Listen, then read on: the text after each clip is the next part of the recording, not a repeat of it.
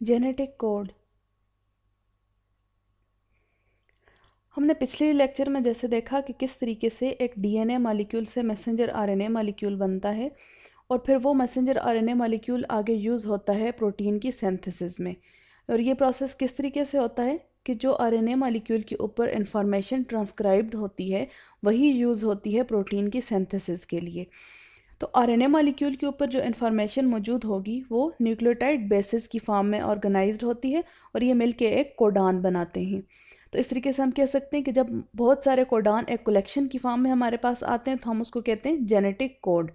इसको ज़रा समराइज़ करते हैं तो सबसे पहले डीएनए मॉलिक्यूल, डीएनए के ऊपर तमाम की तमाम इन्फॉर्मेशन मौजूद होती है। डीएनए से बनता है आरएनए, जो कि हमने पिछले लेक्चर में देखा था। तो आरएनए जब बनता है तो आरएनए के ऊपर वो तमाम इन्फॉर्मेशन ट्रांसक्राइब्ड हो जाती है जो कि डीएनए में मौजूद होती है।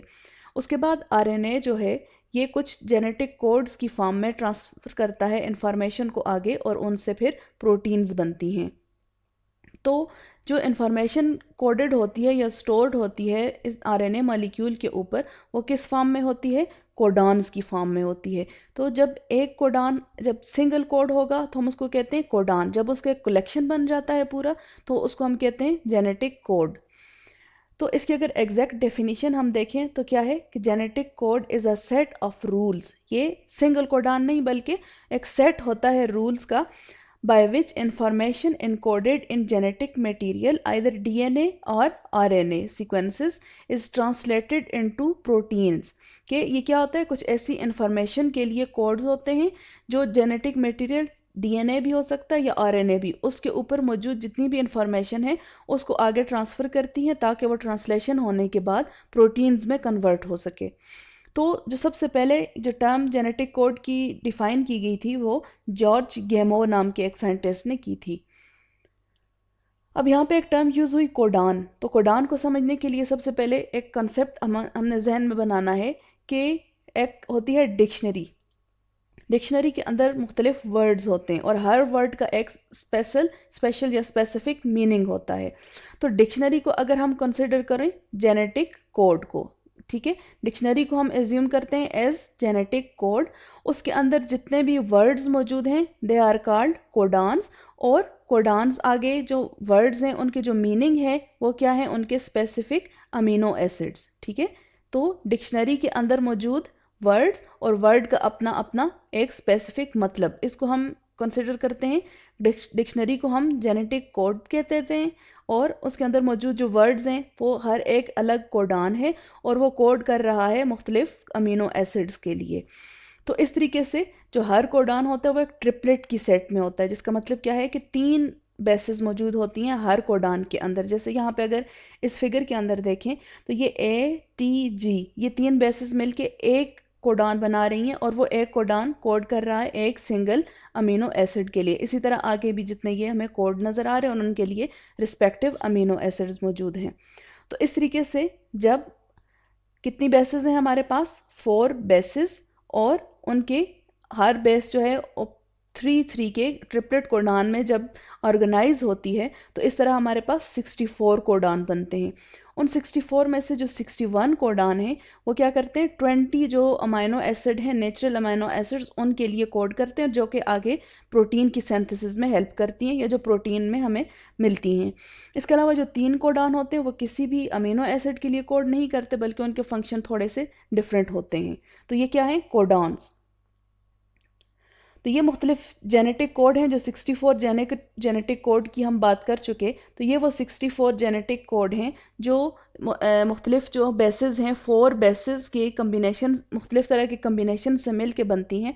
इसमें आप देखें तो हर एक जो है वो 3 बेसिस पे मुश्तमिल है और ये एक ट्रिपलेट कोड है। और हर जेनेटिक कोड क्या है, किसी न किसी एक अमीनो एसिड, जैसे ये फिनाइल एलानिन है, ल्यूसीन है, तो इस तरीके से ये सारे जो हैं मुख्तलिफ जेनेटिक कोड जो हैं या कोडान जो हैं ये कोड करते हैं मुख्तलिफ तरह के अपने अपने रिस्पेक्टिव अमीनो एसिड को। तो ये क्या है, वो 64 बेसिक जेनेटिक कोड्स हैं। अब हम देखते हैं कि जेनेटिक कोड्स के मुख्तलिफ कैरेक्टर्स क्या हैं और किस तरीके से ये अपने फंक्शंस परफॉर्म करते हैं। तो जो सबसे पहले जो फर्स्ट कैरेक्टर क्या है, स्पेसिफिसिटी। इसका मतलब क्या है कि जेनेटिक कोड जो है वो बहुत स्पेसिफिक इन नेचर होते हैं। इसका मतलब ये है कि आप देखते हैं कि हर कोडान जो है उसके लिए वो कोड करता है एक स्पेसिफिक अमीनो एसिड के लिए, ठीक है। तो मतलब सपोज अगर कोडान 1, ठीक है, ये एक कोडान 1 है, ये कोड करेगा अमीनो एसिड ए के लिए, ठीक है। तो अब ये कोडान 1 जो है ये सिर्फ और सिर्फ अमीनो एसिड ए को ही कोड करेगा। एक दूसरा अमीनो एसिड सपोज अगर आ जाता है तो इसका अपना कोडान होगा। ये नहीं होगा कि ये 1 जो है ये अमीनो एसिड ए को भी कोड करे और यही 1 कोडान जो है ये बी अमीनो एसिड को भी कोड करे, ऐसा नहीं होता। क्या होता है, केस क्या है, सिचुएशन किस तरह से होती है कि हर single codon single amino acid के लिए कोड करता है, ठीक है। There is 1 amino acid for each codon, ठीक है। तो एग्जाम्पल क्या है इसकी, सपोज जैसे देखें ये यू है, ये कोड करता है फिनाइल एलानिन के लिए और ये सिर्फ और सिर्फ फिनाइल एलानिन के लिए ही कोड करेगा, ये इसके अलावा किसी दूसरे अमीनो एसिड के लिए कोडिंग नहीं करेगा। सेकंड इसकी कैरेक्टर क्या है कि जो जेनेटिक कोड होते हैं ये ट्रिपलेट की फॉर्म में होते हैं। ये चीज़ थोड़ी सी पहले भी हम डिस्कस कर चुके कि हर जेनेटिक कोड के अंदर 3 बेसेस मौजूद होती हैं। जैसे यहाँ पे अगर आप किसी भी जेनेटिक कोड को उठा के देखें तो हर एक के अंदर 3 बेसेस मौजूद हैं, तो इसको कहते हैं ट्रिपलेट कैरेक्टर। नेक्स्ट है यूनिवर्सल नेचर। यूनिवर्सल नेचर का मतलब क्या है कि इन ऑल लिविंग ऑर्गेनिजम्स, तमाम की तमाम जितनी भी लिविंग ऑर्गेनिजम्स हैं, genetic code is the same. कि यह नहीं हो सकता कि सपोज़ अगर हम यहाँ पे बात कर रहे थे कि यू है सपोज़, ठीक है, देखिए ये है जेनेटिक कोड एक यू, ये हमेशा कोड करेगा फिनाइल एलानिन के लिए। ऐसा नहीं होगा कि सपोज़ हम कहें कि अगर ह्यूमन में ये फिनाइल एलानिन के लिए कोड कर रहा है तो बैक्टीरिया के अंदर ये ल्यूसीन के लिए कोड करे, नहीं, ऐसा नहीं होगा। जहाँ कहीं भी जिस कंडीशन में भी ये मौजूद होगा ये हमेशा कोड करेगा सेम अमीनो एसिड के लिए, ठीक है। इस कॉन्सेप्ट में या इस रूल में कुछ एक्सेप्शंस हैं, कुछ लिमिटेशंस हैं और वो आती हैं इन केस ऑफ माइटोकॉन्ड्रियल कोडॉन्स। हमें पता है कि अगर हम प्लांट्स की बात करें तो प्लांट्स में सबसे पहले जो जेनेटिक मटेरियल होता है वो कहाँ मौजूद होता है, साइटोप्लाज्म के अंदर, ठीक है। साइटोप्लाज्म में आप कह सकते हैं कि न्यूक्लियस के अंदर स्पेसिफिकली, ठीक है। इसके अलावा फिर मौजूद होगा ये क्लोरोप्लास्ट में मौजूद होता है। क्लोरोप्लास्ट का भी अपना एक जेनेटिक मटेरियल जीनोम मौजूद होता है, डीएनए मौजूद होता है उसमें। और थर्ड आ जाता है माइटोकॉन्ड्रिया।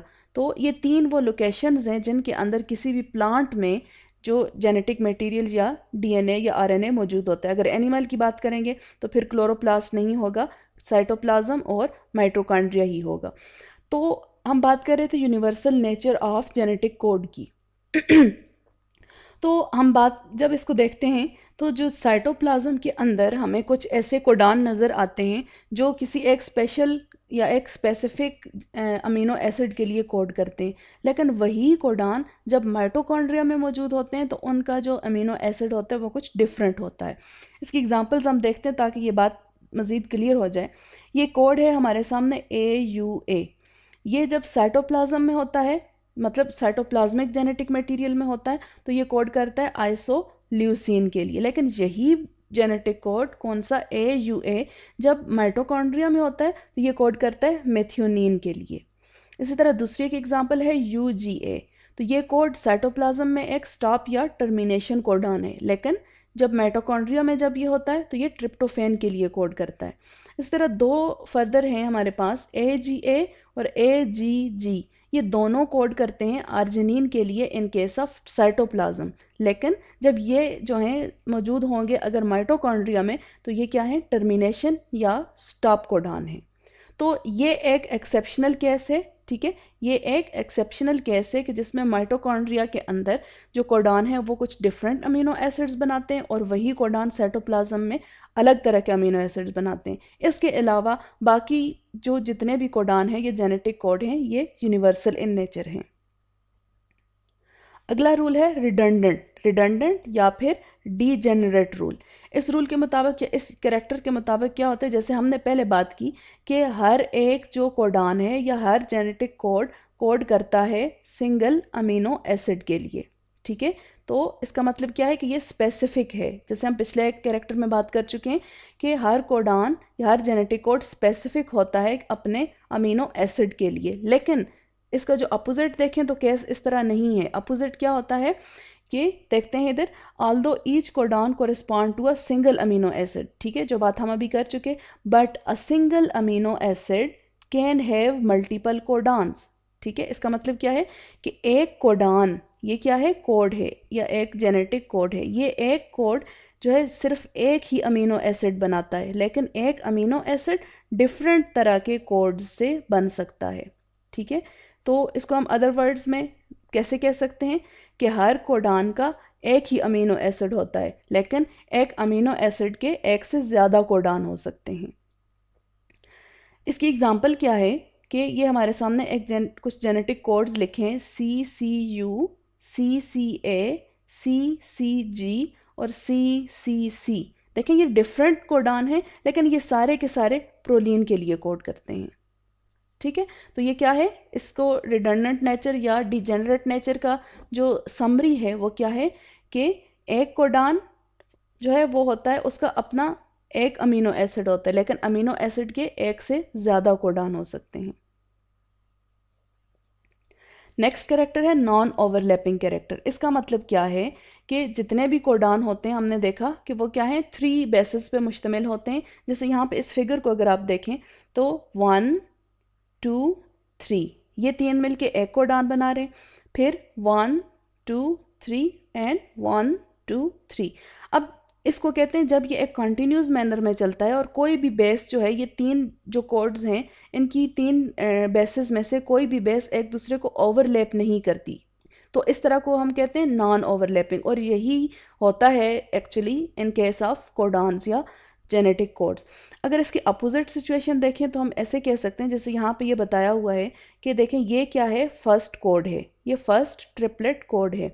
अब अगर सेकंड हम देखें और वो ओवरलैपिंग हो तो वो किस तरह से, पहले 2 वही कोड जो फर्स्ट में थे और नेक्स्ट आगे एक और, फिर इस तरीके से अगर मज़ीद आगे जाएं हम तो ये बनते हैं, ठीक है। तो इस केस में क्या है, हम देख रहे हैं कि जो कोड्स बन रहे हैं वो ओवरलैपिंग हैं। किस तरह से कि सपोज पहले एक ये था, ठीक है, अब अगला जो बन रहा है वो इस तरीके से इन 3 बेसिस पर मुश्तमिल है, उसके बाद जो अगला बन रहा है वो ये 3 बेसिस पर मुश्तमिल है, और इसी तरीके से आगे अगर जाते जाएं तो ये प्रोसेस इस तरीके से चलता रहता है।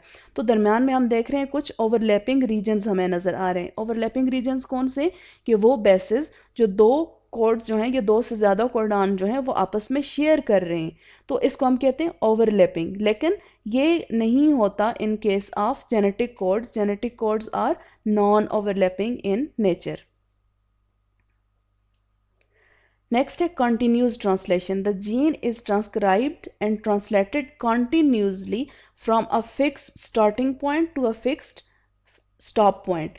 तो देखें सपोज ये हमारे सामने एक मैसेंजर आरएनए है, ठीक है, ये डीएनए है, उससे बना ये मैसेंजर आरएनए, और अगर सपोज ये इसका स्टार्टिंग पॉइंट है, ठीक है, ये इसका स्टार्टिंग पॉइंट है, तो यहाँ से ये ट्रांसलेशन का प्रोसेस शुरू होता है और ये ख़त्म होता है कहाँ पे जाके, स्टॉप के पॉइंट पे, जहाँ पे इसको स्टॉप सिग्नल मिलता है। ये नहीं हो सकता कि दरमियान में किसी जगह पे वो कोई स्किप कर दे, ठीक है, या किसी जगह पे को वो स्टॉप कर दे, कहीं पे वो रुक जाए या कोई कोड दरमियान में से स्किप कर जाए, तो ऐसा बिल्कुल नहीं होता, बल्कि ये जो ट्रांसलेशन का प्रोसेस होता है ये कॉन्टीन्यूसली होता है। जेनेटिक कोड्स जो हैं उसमें कॉन्टीन्यूसली ट्रांसलेट होते हैं, यहाँ पे कोई पंक्चुएशन नहीं होती। पंक्चुएशन क्या है कि कोई दरमियान में स्टॉप नहीं होता, कोई पॉज नहीं होता, और ना कोई स्किपिंग होती है किसी सिंगल बेस या कोड की। तो इस तरीके से हम कह सकते हैं कि जो ट्रांसलेशन है या जेनेटिक कोड्स जो हैं उनको जब आगे वो जब जेनेटिक कोड्स इंफॉर्मेशन ट्रांसफ़र करते हैं फॉर प्रोटीन सिंथेसिस, तो ये प्रोसेस क्या होता है, कंटिन्यूस मैनर में होगा। नेक्स्ट है पोलैरिटी। तो पोलैरिटी का मतलब क्या है कि एक डेफिनेट डायरेक्शन होना। इसका मतलब क्या है कि रीडिंग जब करते हैं, सपोज देखें ये अगर मैसेंजर आरएनए है और इसके ऊपर ये मुख्तलिफ कोड्स हैं, तो ये कोड्स की एक स्पेसिफिक डायरेक्शन होगी, या ये इस डायरेक्शन में जाएंगे या फिर ये इस डायरेक्शन में जाएंगे। तो इनमें से जो एक्चुअली होती है डायरेक्शन वो कौन सी होती है, from left to right direction. तो इसी तरीके से जेनेटिक कोड जो हैं वो अपना जो एक रिक्वायर्ड अमीनो एसिड है वो सिंथेसाइज करते हैं। Reading of message from left to right and right to left will specify for different amino acids. अगर सेम कोड हो और उसको आप लेफ़्ट टू राइट पढ़ें तो वो कुछ और अमीनो एसिड बनाएगा, और उसी कोड को अगर आप राइट टू लेफ़्ट जाएंगे तो वो किसी और अमीनो एसिड के लिए कोड करेगा। इस तरीके से वहाँ पे डिस्टर्बेंस आ जाती है। तो दैट्स वाई जो पोलैरिटी है ये क्या कहती है कि एक डेफिनेट डायरेक्शन होती है, और वो डायरेक्शन को क्या होती है, mostly from left to right. For example UUG ये एक कोड है जो कि कोड जेनेटिक कोड जो कि अमीनो एसिड बनाता है ल्यूसीन के लिए, ल्यूसीन अमीनो एसिड बनाता है। अगर इसको प्रॉपर डायरेक्शन में स्टडी देखा जाए तो ये रीड किया जाए तो ये क्या है, UUG, और ये कोड कर रहा है ल्यूसीन के लिए, और यही नॉर्मल होता है। अगर डायरेक्शन डेफिनेट ना हो और ये दोनों डायरेक्शन में अगर इसकी ट्रांसलेशन हो सके तो ये तो नॉर्मल था, मतलब जब हम लेफ़्ट टू राइट जा रहे हैं। अगर हम राइट टू लेफ़्ट जाएंगे तो यही कोड अब क्या बन जाएगा, GUU, और अब ये ल्यूसीन के बजाय वेलिन के लिए कोड करेगा। ठीक है, तो इस तरीके से वहाँ पे डिस्टर्बेंस आ जाती है। तो क्या होता है कि ये केस नहीं होता, ठीक है, ये केस नहीं होता, बल्कि ये केस होता है कि लेफ़्ट टू राइट जो है जेनेटिक कोड की रीडिंग होती है। This is called polarity of genetic code. तो ये थे कुछ कैरेक्टर्स, ठीक है। इसको थोड़ा सा मैं रिपीट करती हूँ। सबसे पहले है स्पेसिफिटी। स्पेसिफिसिटी क्या कहती है कि एक जेनेटिक कोड जो है वो सिंगल अमीनो एसिड के लिए ही कोड करेगा। ट्रिपलेट नेचर क्या होती है कि हर जेनेटिक कोड के अंदर 3 डिफरेंट बेसेस मौजूद होती हैं। यूनिवर्सल नेचर क्या है कि जेनेटिक कोड कुछ एक्सेप्शनल केसेस के अलावा तमाम के तमाम ऑर्गेनिज्म में सेम कोड अमीनो एसिड के लिए कोड करते हैं। रिडंडेंट नेचर क्या है कि एक अमीनो एसिड के लिए एक से ज़्यादा जेनेटिक कोड हो सकते हैं। नॉन ओवरलैपिंग नेचर क्या है कि इसमें जो ट्रांसलेशन होती है, जो इन्फॉर्मेशन की रीडिंग होती है, उसमें कोई भी जेनेटिक कोड जो हैं वो एक दूसरे की बेसिस को ओवरलैप नहीं करते। ये सारा प्रोसेस नॉन ओवरलैपिंग मैनर में चलता है। इसके अलावा ये कॉन्टीन्यूस प्रोसेस होता है, दरमियान में कोई पंक्चुएशन या स्टॉप या पॉज का ऑप्शन नहीं होता, और ना ही कोई बेस या कोई कोड स्किप होता है। पोलैरिटी कि ये हमेशा एक डेफिनेट डायरेक्शन में जाता है जो कि mostly from left to right होती है, और इसी तरीके से जो प्रॉपर बेसिस हैं वो आगे जाके अमीनो एसिड्स के लिए कोड करती हैं। तो ये थे मुख्तलिफ कैरेक्टर्स या प्रॉपर्टीज़। अब हम देखते हैं टाइप्स ऑफ कोडान। तो बेसिक 2 टाइप्स हैं कोडान की, एक को हम कहते हैं सेंस कोडान और second is signal codon. Sense codon क्या है, जो कि किसी भी अमीनो एसिड के लिए कोड करता है। ठीक है, ये हम देख चुके हैं एग्जाम्पल अगर देखें यहाँ इस टेबल में, तो ये जितने भी फिनाइल एलानिन, ल्यूसीन, ये जितने भी हमें नज़र आ रहे हैं, प्रोलीन, सिरोलीन वगैरह, ये क्या है, इनके लिए जो कोड कर रहे हैं वो कौन से सेंस कोडान हैं। जबकि दूसरी तरफ अगर आप देखें सेकंड टाइप क्या है, सिग्नल कोडान। तो इसका नाम ही शो कर रहा है ये कोई प्रोटीन वगैरह के लिए या अमीनो एसिड के लिए कोड नहीं करते, बल्कि ये कुछ सिग्नल्स देते हैं। तो वो सिग्नल्स किसके लिए हो सकते हैं, आप देखें कि ये इसी टेबल पे हम दोबारा आते हैं, ये स्टॉप के लिए हो सकते हैं या फिर किसी भी जो ट्रांसलेशन का प्रोसेस है उसको स्टॉप करने के लिए या उसको स्टार्ट करने, इनिशिएट करने के लिए हो सकते हैं। तो ये कौन से होंगे, जो कोई भी सिग्नल देते हैं for initiation of a translation और टर्मिनेशन ऑफ अ ट्रांसलेशन। तो इस तरीके से आगे इसकी 2 वही टाइप्स आ जाती हैं, या तो ये टर्मिनेशन करेंगे या फिर इनिशिएशन करेंगे। ठीक है, तो ये मेजर टाइप्स हैं सेंस कोडान जो कि अमीनो एसिड्स के लिए कोड करते हैं, और ये कितने हैं, 61। ठीक है, ये वो 61 कोडान हैं जिनकी हम पहले बात कर चुके हैं। तो ये कितने हैं, ये कौन से होते हैं जो कि किसी भी अमीनो एसिड के लिए कोड करते हैं, जबकि जो सिग्नल कोडान है वो कितने हैं, 3, जो कि किसी अमीनो एसिड के लिए कोड नहीं करते, बल्कि ये कुछ स्पेसिफिक सिग्नल्स प्रोवाइड करते हैं। और वो सिग्नल्स किस तरह के हो सकते हैं, वो या तो टर्मिनेशन के लिए हो सकते हैं और या फिर इनिशिएशन के लिए। किसकी, ट्रांसलेशन की। ठीक है, ट्रांसलेशन की या तो वो टर्मिनेशन करेंगे या फिर इनिशिएशन करेंगे। ठीक है, तो इनको हम कहते हैं सिग्नल कोडान। अब यहाँ पे एक टर्म हम अक्सर सुनते हैं, एंटी कोडान। कोडान की तो बात हो चुकी, अब देखते हैं एंटी कोडान क्या है। तो ये क्या है, कम्प्लीमेंट्री सीक्वेंस होता है कोडान का। ये भी ट्रिपलेट होता है और ये कम्प्लीमेंट्री होता है टूवर्ड्स कोडान। ठीक है, तो यहाँ पे अगर आप देखें, ये मैसेंजर आरएनए की स्ट्रैंड है और ये क्या है, ट्रांसफ़र आरएनए। ट्रांसफ़र आरएनए के पास मौजूद होता है एंटी कोडान। तो यहाँ पे आप देखें, ये एक कोडान था GAG, इसका एंटी कोडान क्या है, CUC। तो ये किसकी तरफ से आता है, ये ट्रांसफ़र आरएनए की तरफ से आता है। और वो जब आपस में चूंकि कॉम्प्लीमेंट्री होते हैं तो वो जब आपस में बाइंड कर जाते हैं तो इस तरीके से आगे जाके हमें एक एमिनो एसिड मॉलिक्यूल मिलता है। तो हम कह सकते हैं कि जो ट्रांसफ़र आरएनए है उसके पास होता है एंटीकोडॉन, ठीक है, ट्रांसफ़र आरएनए के पास एंटीकोडॉन होगा और जो मैसेंजर आरएनए है उसके पास कोडॉन होता है। तो ये दोनों आपस में जब पेयरिंग करते हैं, मतलब कोडॉन और एंटीकोडॉन जब पेयरिंग करते हैं तो आगे जाके हमें एक अमीनो एसिड मॉलिक्यूल मिलता है। तो दिस इज़ कॉल्ड एंटीकोडॉन, मतलब कि कोडॉन का कम्प्लीमेंट्री सीक्वेंस। अब यहाँ पे एक बड़ा इंपॉर्टेंट हाइपोथेसिस है जिसको हम कहते हैं वोबल बेस पेयरिंग या वोबल हाइपोथेसिस। तो इसकी बेसिक क्या है, रिडंडेंसी जो हमने देखा था, रिडंडेंसी क्या थी कि सिंगल अमीनो एसिड के लिए एक से ज़्यादा कोडॉन होना, ठीक है। तो इसकी जो रिडंडेंट नेचर है कोडॉन की, वो किसकी वजह से, वोबल बेस पेयरिंग की वजह से। अब इसमें होता क्या है कि जनरली हम जब देखते हैं जब भी मुख्तलिफ न्यूक्लियोटाइड बेसेस आपस में बाइंड करती हैं तो रूल क्या फॉलो होता है, हमेशा जो एडिनिन है वो थायमीन अगर डीएनए है और यूरेसिल अगर आरएनए है इसके साथ बाइंड करती है, जबकि जो गानीन है वो हमेशा साइटोसिन के साथ बाइंड करती है, ठीक है। ये तो एक नॉर्मल है जो हम अक्सर देखते हैं। इसको कहते हैं वाटसन एंड क्रिक मॉडल या Watson and Crick base pairing. अब जो the first two bases of a codon always follow Watson Crick base pair, ठीक है, कि जो फर्स्ट दो कोडॉन होते हैं, जैसे अगर एग्जांपल आप देखें यहाँ पे ये है सपोज, तो इसमें देखें ये जो ट्रिपलेट है तो फर्स्ट टू जो होते हैं ये हमेशा जो वाटसन एंड क्रिक मॉडल है वही फॉलो करते हैं। कैसे, कब, जब वो ट्रांसलेशन से गुजरते हैं। सपोज यहाँ पे जैसे ये GAG है, ठीक है, GAG इसकी कम्प्लीमेंट्री जो है, कम्प्लीमेंट्री बेसिस जब आती हैं और आगे अमीनो एसिड बनता है, कम्प्लीमेंट्री कहाँ से आती है, एंटीकोडॉन में से, ठीक है। तो जब एक कोडॉन की कम्प्लीमेंट्री प्रोवाइड करता है एंटीकोडॉन तो उसमें जो पहली दो होती हैं, ठीक है, जो पहली दो बेसिस होती हैं वो स्ट्रिक्टली फॉलो करती हैं Watson and Crick base pairing. मतलब क्या है कि हमेशा G के साथ C अटैच होगा, A के साथ U अटैच होगा, तो ये क्या है, Watson and Crick base pairing है।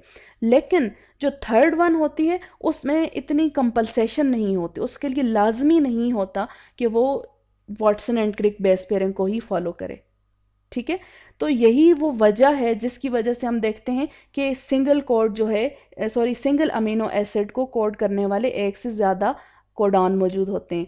इसको एग्जांपल यहाँ से इसी कोड को अगर आप देखें तो देखें इनके जो पहले दो हैं वो सेम हैं, ठीक है। मतलब क्या है कि इसका जो एंटी कोडॉन होगा उसके लिए ज़रूरी है कि उनके पहले दो वर्ड्स क्या हों, G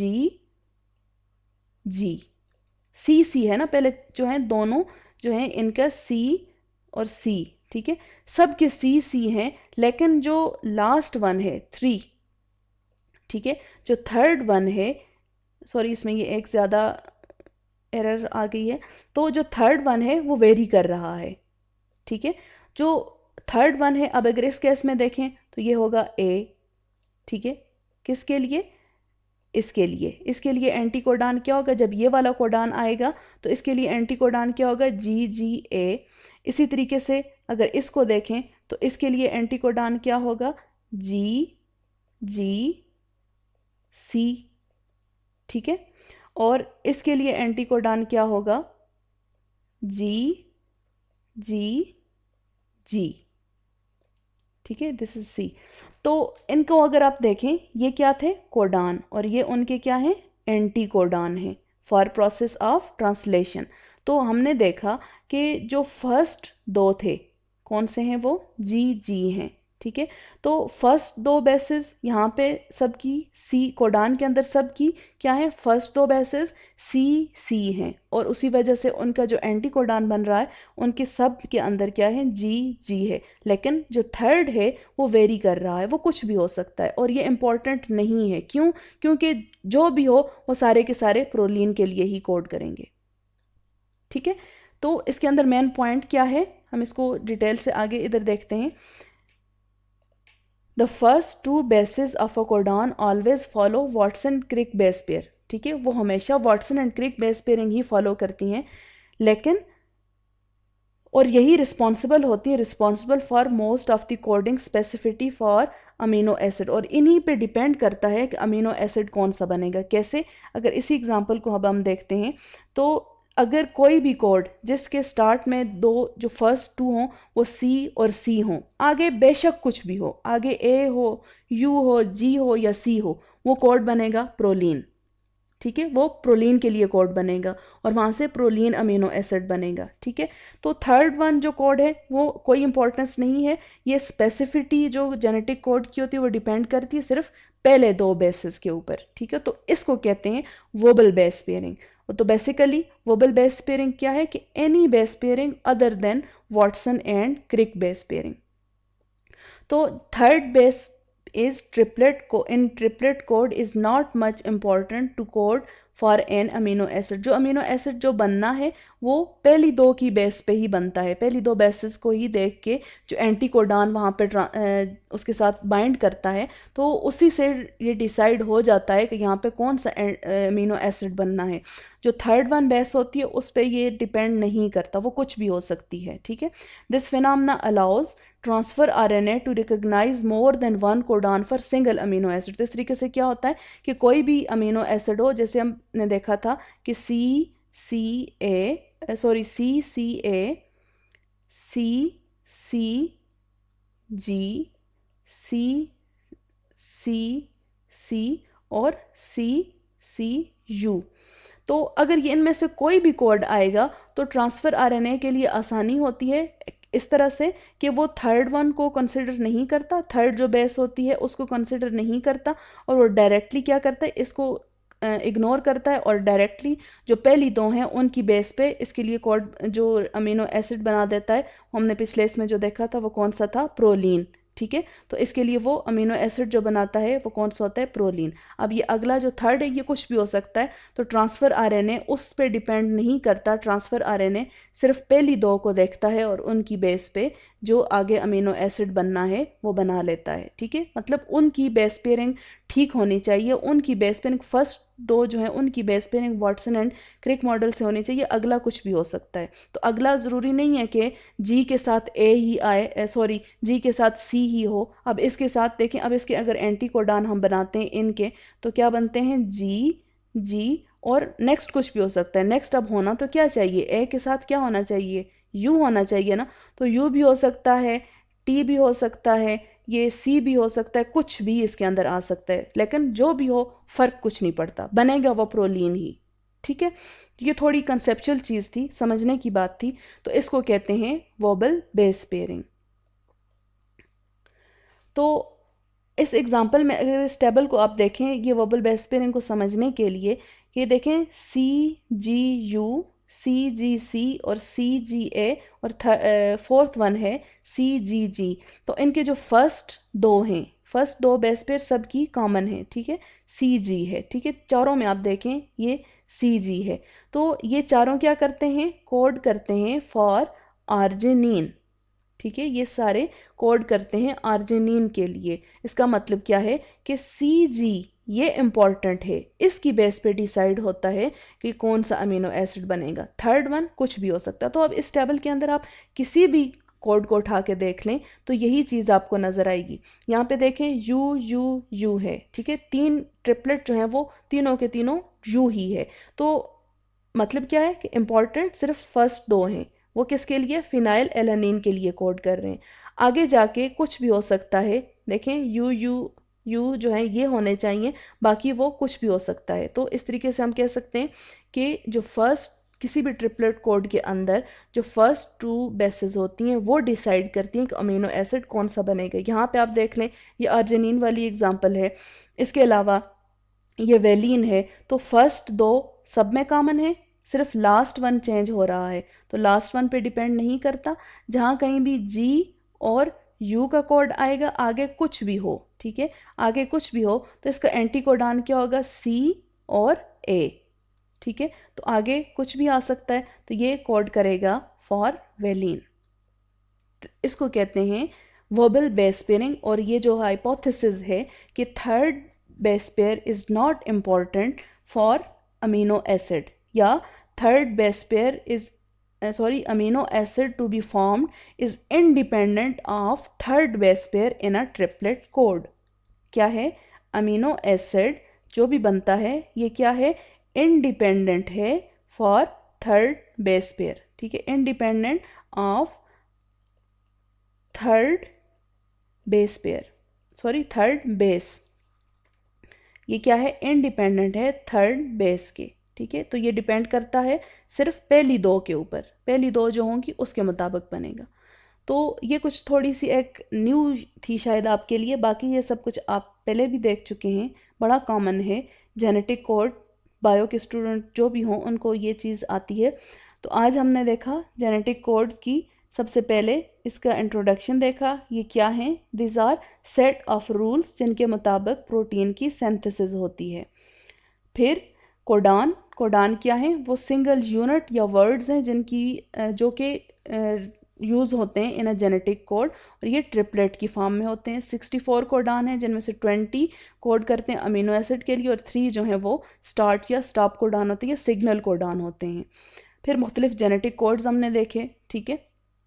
करेक्टरिस्टिक्स में सबसे पहले स्पेसिफिसिटी, ठीक है, और इसका मतलब क्या है कि single amino acid and single codon for single amino acid. Triplet discuss हो चुका है पहले भी। इसके अलावा यूनिवर्सल नेचर क्या है कि all living organism have genetic code same, ठीक है, जितने भी ऑर्गेनिज्म होते हैं उनका जेनेटिक कोड सेम होता है, एक्सेप्ट फ्यू एक्सेप्शंस इसमें हैं। फिर रिडंडेंट नेचर का क्या मतलब है कि one codon for single amino acid, ठीक है, लेकिन no amino acid has only single codon, more than one codon can code for single amino acid, this is called redundant nature। इसके अलावा ओवरलैपिंग नहीं होती, ये नॉन ओवरलैपिंग फॉर्म में जो ट्रांसलेशन है जेनेटिक कोड्स की ये अकर होती है, कंटिन्यूस वे में होती है, कोई स्किपिंग या पंक्चुएशन नहीं होती। पोलैरिटी क्या है कि ये एक स्पेसिफिक डायरेक्शन में जाती हैं, अगर डायरेक्शन उसकी अपोजिट हो जाएगी तो पूरे का पूरा अमीनो एसिड चेंज हो जाएगा। टाइप्स क्या हैं? 2 बेसिक टाइप्स हैं, सिग्नल और सेंस कोडान। सिग्नल कोडान वो हैं जो अमीनो एसिड के लिए कोड करते हैं, सिग्नल कोडान वो हैं जो सिग्नल देते हैं। सिग्नल टर्मिनेटिंग हो सकता है या फिर इनिशिएटिंग हो सकता है। एंटी कोडान के ये कम्प्लीमेंट्री ट्रिपलेट कोड है फॉर कोडान, और ये मौजूद होता है ट्रांसफ़र आरएनए के ऊपर।